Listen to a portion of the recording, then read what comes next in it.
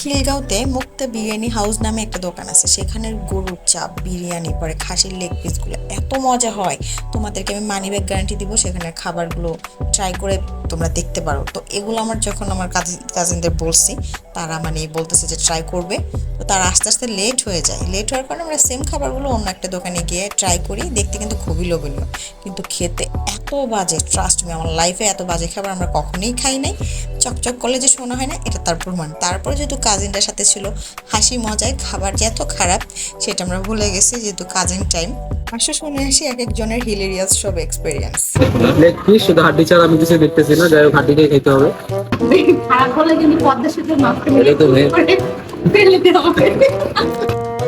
মাংসটা থেকে একটু জমা জমা একটু গন্ধ আসছে, বোঝা যাচ্ছে না। যদিও ওটা জৈনা আছে একটু।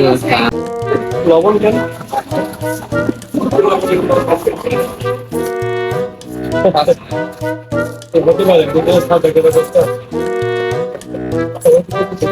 আমি এমনি লবণ বেশি খাই, তার উপর আমার বেশি লবণ লাগে।